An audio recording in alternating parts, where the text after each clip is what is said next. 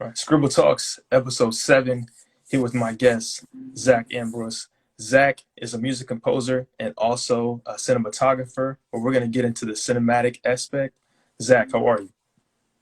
I'm good, Vince. How you doing today? I'm well. Thank you, man, for joining me. I appreciate it. I appreciate your patience and just your willingness to be part of this interview. Yeah, no doubt. I'm glad to be here. Thank you, man. Thank you, man. So, again, as I mentioned, you're a music composer, but also cinematographer. What led you to cinematic art? So you know, I've actually been exposed to cinematography or some sort of like video art at a young age. My dad had a big influence on me in terms of my artistic side. Um, he really had a huge influence on me on my musical side, but every time I would perform or whatever, um, he would have his camera and record everything. And even if it was family functions or whatever, like he would record it. Um, but then, I was really focused on music pretty much my whole life. And once I got to college, um, my girlfriend at the time was a communications major, and she was trying to be a TV host or whatever. So I would like film her like her shows or whatever. And she had a web series. I was recording the web series, not knowing what I was doing at the time. I just wanted Right. to help,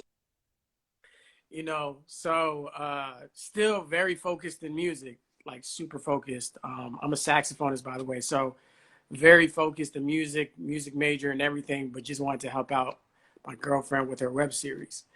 Then, I after school went to got my bachelor's and master's in music. Then lived in New York, uh, lived in Brooklyn.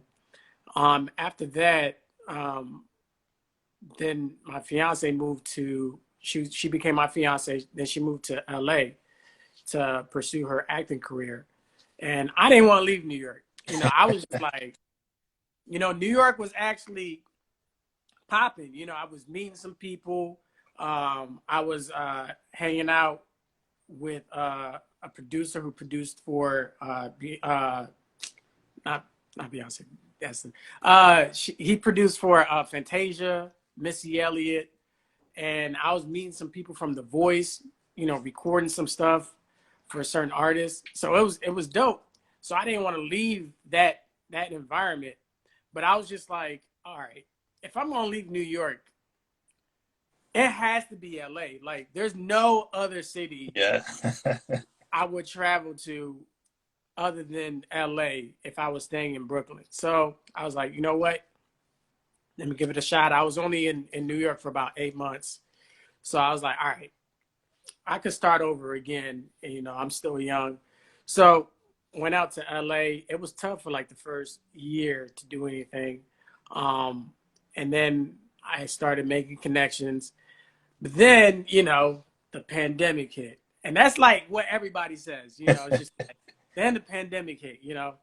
So I'm just like trying to figure out what I can do in terms of trying to get my music out there, um, you know, um, so that people could like hire me or work with me, because I wasn't gonna just sit there and just wait for somebody to call me. So I've done a couple short films. I composed a couple short films, and I actually did wrote some music for a play in Hollywood, which was awesome. I met Beyonce's mom there and met a couple people, a couple uh, cast and crew members from a CSI show, and I was just like, you know what? I need to keep like creating music and keep practicing.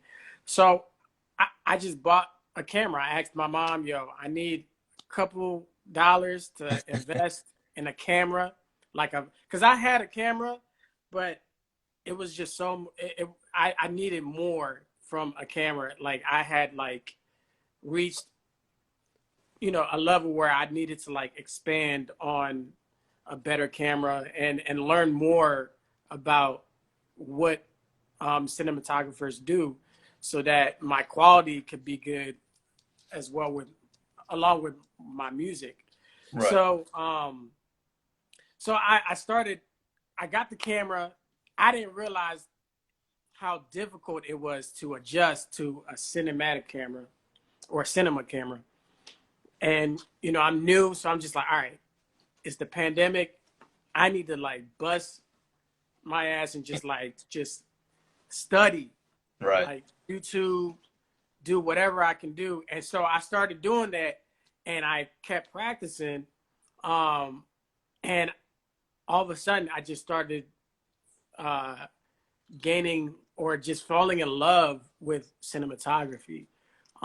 It was just like an everyday thing, like where I just, you know, was just studying some sort of aspect of it, whether it was framing, composition, color grading, editing, learning about sound, like just everything when it came to like filmmaking.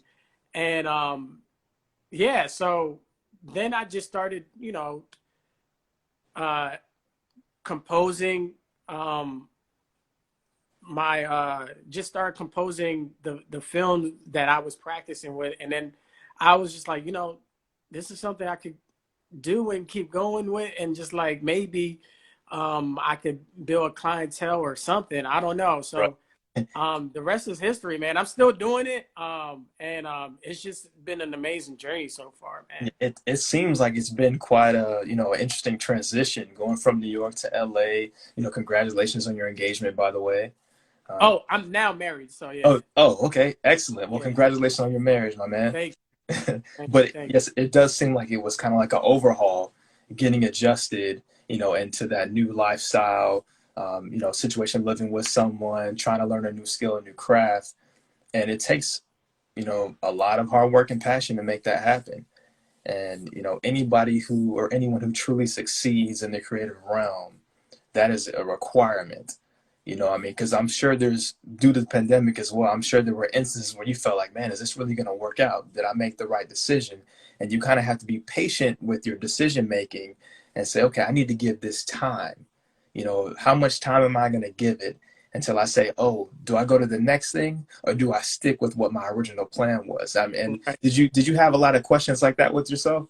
For sure, man. I was just like, all right, because I at that moment I was just like, it has to be music, like music all the way down. But then I was just like, you know, I need to market myself differently. Right. Or, you know, I was just there's horn players out here, but it's just like, you know, they're all kind of doing the same thing. And I'm just like, all right, I need to be kind of different out here in LA. Like, let me you know, find some sort of unique skill, and just like add that to the music that I'm doing. And yeah, and that's kind of what kept me going. Like, I didn't want to like give up the music at all. So the cinematography allows me to still um, grow in my compositions, and I'm still doing it right now, and it's just been a blessing, man. It's been an amazing ride. All right. Well, I love loving to hear that, man. And you know, since you've now become a cinematographer and you know you're doing things and everything is going, you know, smooth and well for the most part, at this current stage, what do you love about it the most?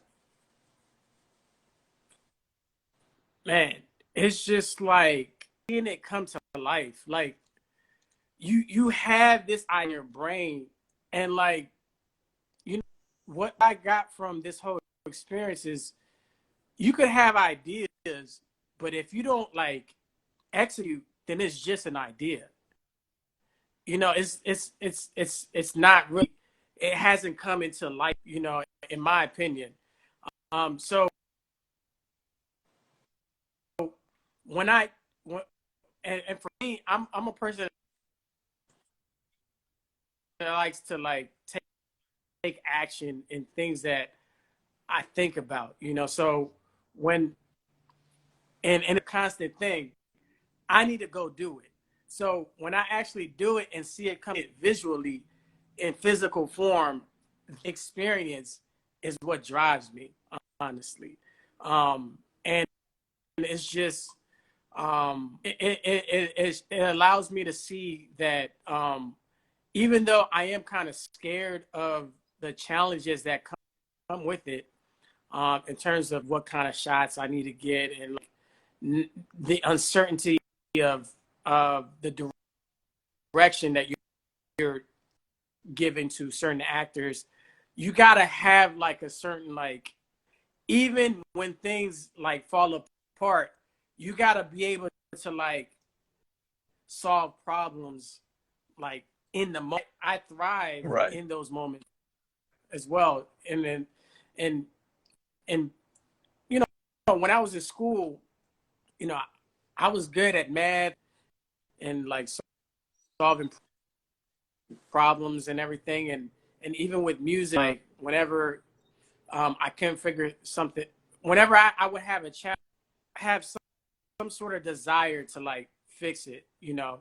So when I'm shooting and there's certain things that come up and I try to fix it on the spot, or I fix it in the edit and whatever, I try not to worry too much about the situation and just like do whatever I can to still put it out there. I don't want to be that person where it's okay, it's not perfect, so I'm going to hold on to it until it's perfect. Perfect to me doesn't exist. Right.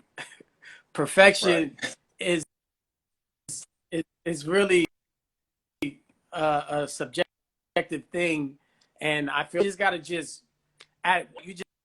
gotta just throw it out there to for the world to see, and then you know you get your reactions here and there, and you move. I see it really. Right. I would agree with that wholeheartedly, man. You know, in the past, I found myself trying to nitpick every little thing, and it can't always be like that with your art and your projects. I mean, at some point, it has to reach this stage of it's finished, it's complete.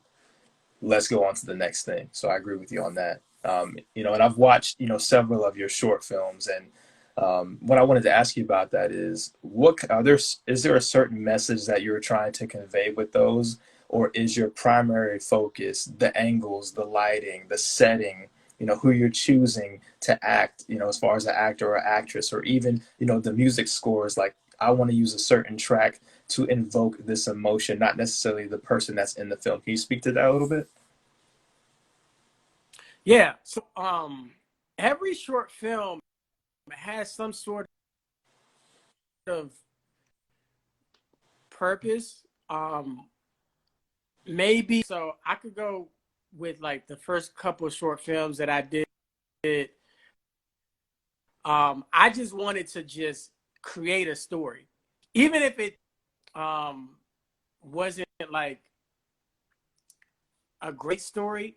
You know, I just wanted to like, you know, get an actor and they're going after something, and then some fix it, or maybe they're dealing with whatever. I just wanted to just experience creating stories and just like learn how to play with light. There was there was always like a challenge behind it as well. Like I did films. It was like around Thanksgiving in the year 2020, and I wanted to do a night scene.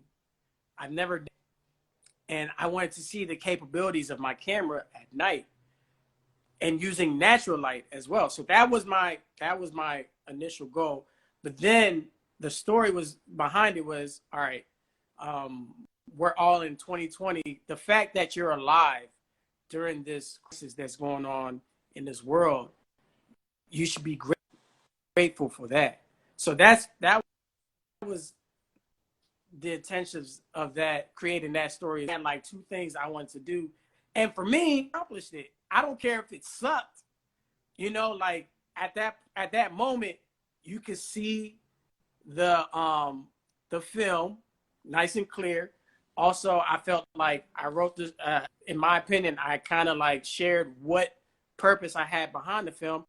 And also, I didn't have any dialogue. So the music was pushing the film as well. That drove me to stick with the music, and that showed my love for music, and it showed getting some sort of story done on my own, and showing that and try to show other people in the industry that, you know, it's okay to work with me because I've done this on my own, and hopefully you kind of like want to work with me so we could collab and work on bigger projects. Got it, got it. So it seems like your approach is, in that time frame, just generating as many ideas as possible out to also get your skills set up to experiment with all the capabilities you have in that moment to kind of improve it what you got until you can get more. Exactly, man. That's exactly it. All right. Now, another video that I happened to see was a Calvin Klein commercial. Can you speak on that experience, like what that did for you? Man, that experience was one of the greatest experiences of my life. I'm not even gonna lie to you, man. Honestly, that experience proved to me that what I'm doing has some sort of uh, purpose, because like, I don't know, if I wasn't doing what I was pushing videos out and practicing and just posting it, Right. regardless if it sucked or not, like I feel like I wouldn't have had that opportunity. And you know, I would network, and I hate the word networking, but um, Can we speak on why you hate I that really word? do. But Can we speak on why you hate that word? because when I talk to other people about word, or like when I hear networking from other people, it seems like they're trying to get something from somebody. You know, like you're meeting somebody to get something out of them, and you're trying to jump on. You know, you're trying to jump on into the opportunities that have or whatever. And for me, it's just like, I get it. You know, you wanna be able to meet who know certain people, and you want them to recognize you and recognize your face. But when I've seen people just like, that's just like their main focus. Like they don't want to work on their craft. They don't want to they have talent, but like they don't want to get better. They do build different um skill sets within. You know, they just want things to just they just want things to be given to them. And I understand networking is important, but my view of networking is building friendships, is building relationships with certain people. People appreciate that more, you know. Um, so when I got the Calvin Klein um, call, like to be a camera assistant, I didn't know what the job was, but you know, this guy that hit me up, he was a great person. I just DM'd him whenever I had needed help for like understanding certain cinematography things, like, or if I wanted to learn about lighting, or learn about framing or whatever that came to cinematography, he would help me out. Um, you know, so he ended up like hitting me up to be an assistant, and I said, yeah, I'm going to do it. And in my head, I was just like, all right, let me just figure out how to get there. So I need to call off from my job and just show up and just be a great help to the crew. So then he was like, all right, cool. He confirmed that I got the position. Then I got the call sheet. the cinematographer for that call sheet, I jumped up and started screaming, man. It was Bradford Young. And Young, if you know who that guy is, he is a black cinematographer, and he is like regarded as one of the best cinematographers, especially for the black culture. He's known for shooting Selma. He did Arrival, and he did the Star Wars Han Solo movie. He's done a lot. So, man, and this was like one of my top 3 cinematographers that I studied during the pandemic.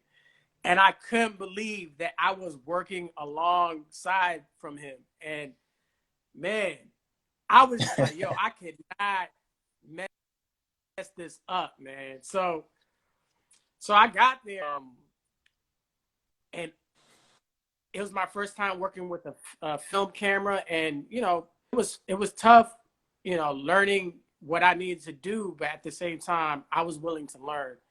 And Bradford Young, he was a great guy, and he came up to me. He saw my I was wearing a Haitian necklace, like a necklace that had like the outlining of Haiti. And he was like, "You're Haitian?" I was like, "Sac passe." I was like, "Not boule." And so he was just a great guy, And he whenever there was a chance to talk, like during lunch or whatever, I didn't bother him too much. But whenever there was free time and I saw an opportunity to talk to him and pick his brain, like he was just like source, and he was super nice, man. So that was just a great opportunity. Solange was on there, Arla, and there was a couple other Vince Staples was there. We shot those artists, so it was dope, man. That Calvin Klein commercial was dope, and best experience of my life. Yes, it sounds like an incredible experience for my cinematography career. Definitely sounds like an incredible experience. Sure. I'm glad that you had that opportunity. If there was one thing that you could take away from that experience, what would you tell other people? Like, what would you tell up and coming cinematographers or anybody in the artistic field? If I could take one thing, it's to stay grounded and be willing to learn. That you understand that you got to be a team player, and it's not about you. It's about the project. It's about what needs to get done. So don't think about yourself when you get those opportunities. You got to remember that you're within a team. So if there's certain things that need to be done, do it efficiently and work to learn something, learn quickly. And yeah, it was, I felt like, because I'm in a fraternity, it felt like I was like joining a fraternity, honestly. Like, you had to learn quick on your feet, just like you can't mess up. And if you do mess up, you can't continue messing up, So, yeah, it was, that's how it's for me. You're a part of a team, a family. You have to do your part and play your role, honestly. Okay. Now, being fresh off that project, what else do you have planned for the rest of 2022? Great. That's a great question. So after that, I had been working on my own personal project. But once I got off that Calvin Klein experience, I like pushed myself to like really get this project done. Started networking and talking to other screenwriters to see how I needed to improve on my script that I started in May of 21. And so I had an opportunity to have my script read by other screenwriters, or had other screenwriters hear my script from other actors doing like a table read. It was a great platform on Clubhouse where screenwriters can have their screenplays heard and critiques from professional screenwriters. Once I heard these screenwriters think that my script was actually not bad, and I heard other screenwriter plays on there, and they would have pretty intense feedback, and I had some too, but mine was bad, or maybe I could just take it. I was just like, all right, that's great. I'm glad you told me this. I could fix this in the future. So I just wanted to hear what I needed to get fixed. So I got it done, and I started hiring people to get this film done, and did a fundraiser, raised $7,000 in 30 days, January, and got the film shot about 2 weeks ago, and now I'm in the post-production stages of getting this film done, and hopefully have it released late spring or in the summer of this year. Okay, congratulations on that. Can we get the name of it, or you don't want to release the title yet? Oh yeah, the film is called Gabriel. Okay. Any sort of background? Yeah, you keep going on the. Yeah, so this film, the film is pretty much about this. Gabriel inherits his late father's church, and pretty much he fights crime to increase the failing membership of the church. And so, yeah, that's pretty much the film.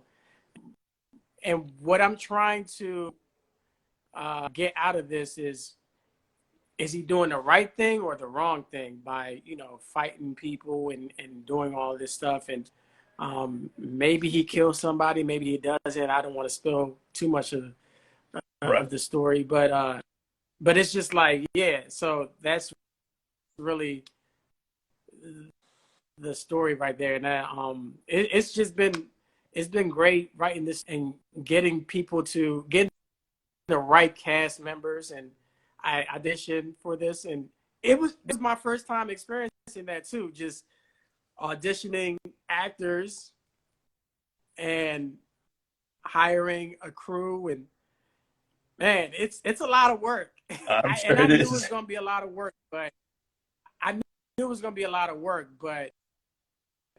man, like, there was some time I couldn't sleep because I needed to get a specific actor for a specific role, or I needed to get a venue booked, or it was just, or I need certain people work to get, and it was just a lot, man.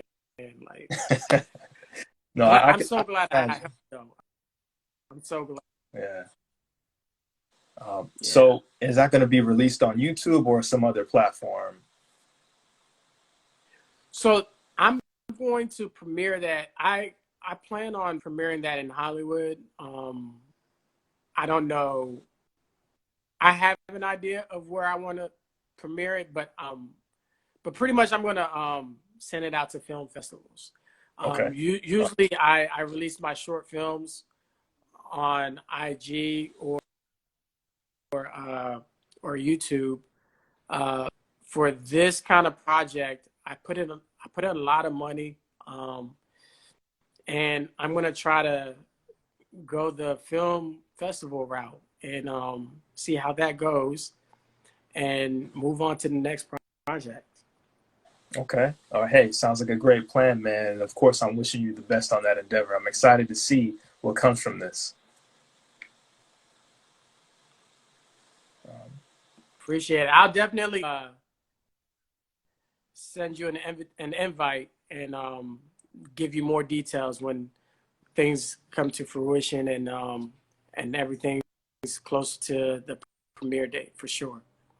Okay, excellent, excellent. Now I've only got 2 questions left for you. The first one will be, what continues to inspire you? You can keep it short. It's as far as people, places, or things. Is there a core set of things that inspires you on this artistic journey? What inspires me is the growth, man, and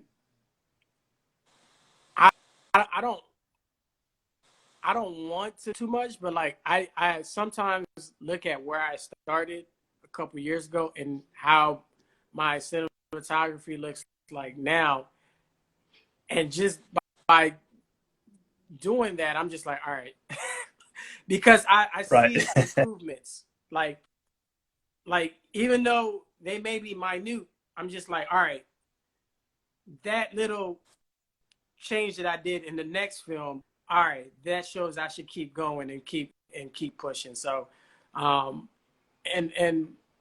I don't want to do that too much, because I don't want to reach a point where I'm satisfied with what I'm doing for the moment. Like I feel like I should always find something that I should improve on. You know, I am happy of what I've done, but at the same time, I want to keep growing, keep pushing, and keep inspiring others to to do their cinematography. And that's a reason why I want to keep going as well, because most people know me as a musician, and now that they see, and even with this Calvin Klein commercial coming out, now people are kind of taking me a little more serious. So now I really can't give up. So I gotta keep going, man. Love it. Right. Well, hey, man, you got my respect on that, for sure.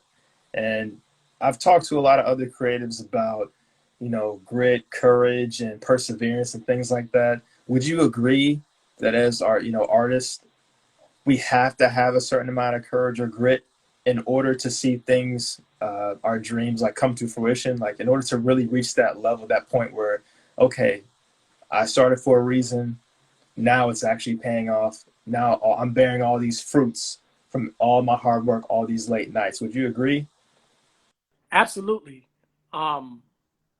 I feel like, regardless of what you're doing, I mean, if you have a newborn child, like courage to take care of that baby, like to feed the baby. You know, if you want to get a new job, you got to have courage to do well in the interview.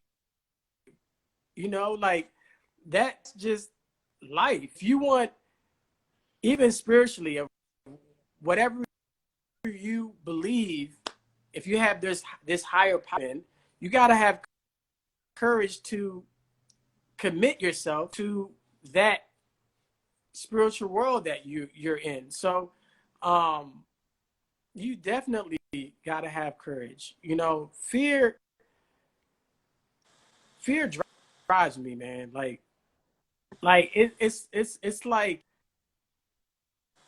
It's like a bully to me.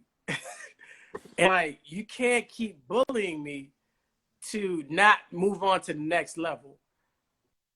So I push myself to keep growing and face different avenues in my career, you know. So yeah, you definitely gotta have courage and perseverance, you know, no doubt in my mind. Part of the game. It's part of life. Right. And I think that's sometimes tough to develop in the early part, whether you're trying to learn a new skill or a new program, because you can hit a wall at some point and you feel like, okay, I'm hitting all these walls every time I try to do something new. And from that, some people get closer and closer to giving up. And on the other half of it, you have people who get closer and closer to their dream from those walls, from those, long nights and failures. And I feel like for artists, sometimes it's hard to stay on the right side of that. oftentimes you could be so close and then one more thing happens and you sway away from it as opposed to keep trucking. And, that's another reason why I wanted to ask you that question, because it's so important to continue to build on that, build up your confidence, build up your grit, and the tenacity as far as what you're trying to do, the message you want to get to others through your art and things like that. So, I appreciate, your answers to all these questions and, your outlook and aspect on what you do. Appreciate it, man. Thank you. And one more thing I want to add to that is don't be afraid to ask for help. It's I mean, if people don't want to help, that's fine. Just ask somebody else. Find somebody else that's willing to help, and don't just, ask for.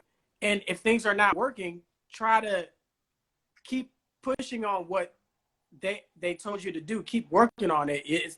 I feel like when you ask for help and you get the answer, and you try to, apply those things, it may not happen that first try. You got to keep doing it, and then you may realize, all right, they were right. It does happen this way. So keep going and keep applying and executing, and do your own research as well. Don't just rely on others. You gotta find what you like and build your own voice in what you're trying to accomplish. Absolutely, man. I agree with you 110%. Zach Ambroise, music composer and cinematographer. That ends it for episode 7 of ScribbleTalks. Zach, thank you so much, man. I really appreciate you. Appreciate you, Vince. Thank you for having me.